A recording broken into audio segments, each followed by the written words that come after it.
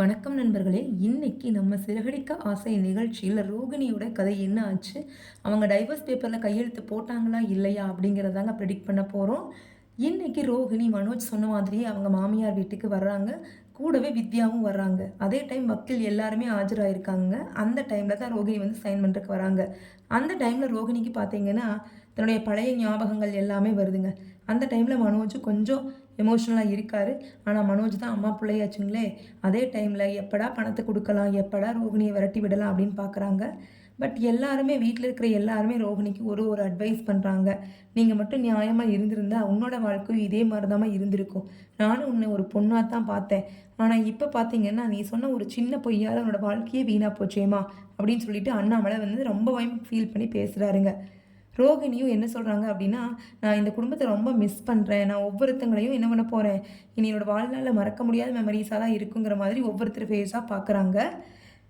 வித்யாவும் பார்த்தீங்க அப்படின்னா ரோகிணிக்கு பயங்கர சப்போர்ட்டிவாக கூடவே இருக்காங்க கடைசி வரைக்கும். என்னதான் ஃப்ரெண்டாக இருந்தாலுமே தன்னுடைய கஷ்ட காலங்களில் உதவி பண்ணுறவங்க தான் உண்மையான ஃப்ரெண்ட் இல்லைங்களா? அந்த மாதிரி ரோகிணி கஷ்டப்படும் போதெல்லாம் நம்ம வித்யாவை வந்து காமிச்சிருப்பாங்க.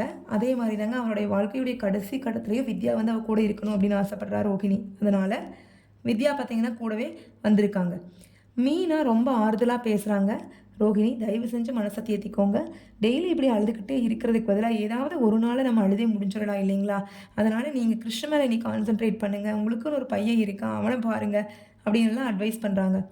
நம்ம ஸ்ருதியை எடுத்துக்கிட்டோம் அப்படின்னா ஸ்ருதி சொல்கிறாங்க, நம்ம இவ்வளோ நாளாக சிஸ்டராக இருந்திருக்கோம் ரோஹிணி. நிறைய மெமரிஸ் க்ரியேட் பண்ணியிருக்கோம், நிறைய ஹாப்பினஸ் ஷேர் பண்ணியிருக்கிறோம். அதே மாதிரி நிறைய ஹெல்பிங் டு ஈச் அதர் பண்ணியிருக்கிறோம். அதே ஒரு மெமரிஸாகவே நமக்கு எடுத்துகிட்டு போகலாம். அவ்வளோ சீக்கிரம் நம்ம மனசை விட்டு போகாட்டியும் நம்ம இதை அக்செப்ட் பண்ணி தான் ஆகணும் அப்படின்னு ஸ்ருதி சொல்கிறாங்க. அதே மாதிரி ரவி, முத்து எல்லாருமே மாற்றி மாற்றி அட்வைஸ் பண்ணுறாங்க. நம்ம மனோஜ் மட்டும் அமைதியாக இருக்காருங்க. பட் நம்ம விஜயா பற்றி தான் தெரியுங்களே, வந்ததில் இருந்து போக வரைக்கும் அந்த பொண்ணை பிடிச்சி வாட்டுன்னு வாட்டுறாங்க. அதாவது எப்போ பார்த்தாலும் கையெழுத்து போடுறீன்னு எத்தனையோ பேர் சொல்லிட்டாங்க, இன்க்ளூடிங் வக்கீல். அதாவது லாயர் கூட சொல்லிட்டாங்க, ஏமா விஜயா பேசாமல் போய் ஒரு இடத்துல அமைதியாக உட்காருமா, இந்த பொண்ணை அவசரப்படுத்தாதீங்க, அவள் பொறுமையாக படித்து பார்த்து தான் கையெழுத்து போடுவா அப்படின்னு சொல்கிறாங்க. பட் விஜயா வந்து அதெல்லாம் மைண்ட் பண்ணிக்கிற மாதிரியே இல்லைங்க.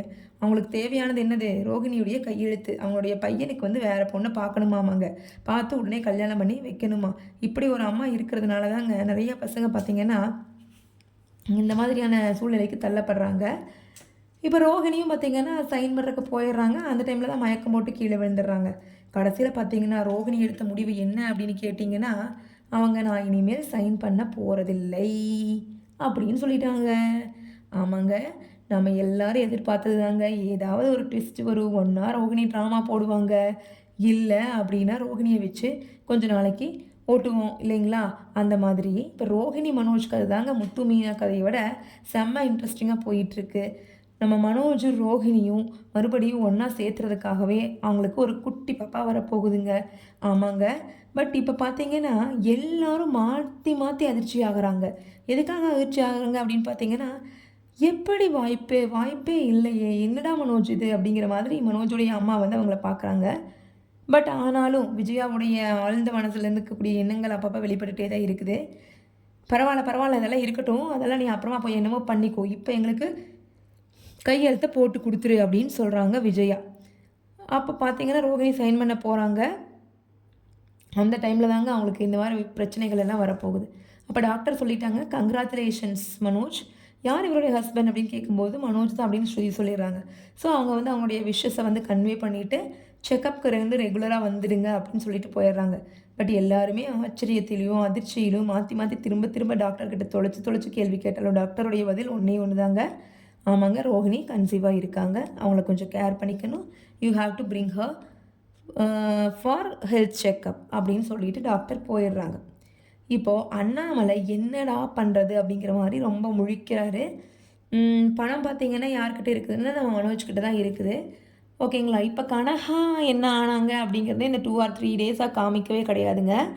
கனகா அவங்க மனோஜையே எதிர்பார்த்துக்கிட்டு மனோஜுடைய நினப்பிலையே பார்த்திங்கன்னா அவங்க கடை பக்கம் போகிறது, கேட்குறது, ஃப்ரிட்ஜ் வேணும்னு ஆசைப்படுறது, அந்த மாதிரி கொஞ்சம் மென்டலி ரிட்டார்டட் பர்சனாக தான் அவங்க வந்து ஆக்ட் பண்ணுறாங்க. ஓகேங்களா? இனி வந்து கன்சீவாகி ரோகிணியையும் ஏற்றுக்க முடியாது. அதே டைம் பார்த்தீங்க அப்படின்னா நம்ம கனகாவையும் விட்டுடவும் முடியாது. என்ன பண்ணுவாரு இந்த மனோஜ்? இருதலை கொல்லியா மாறிட்டாருங்க. அவர புடிச்சு ரொம்ப கஷ்டப்படுத்துறாங்க இல்லைங்களா? ஆமாங்க. ரோகிணி வேணுமா? நம்ம கனகா வேணுமா? இல்ல பணம் வேணுமா? இல்ல நம்ம பாப்பா வேணுமா? அப்படிங்கிற மாதிரி தலைய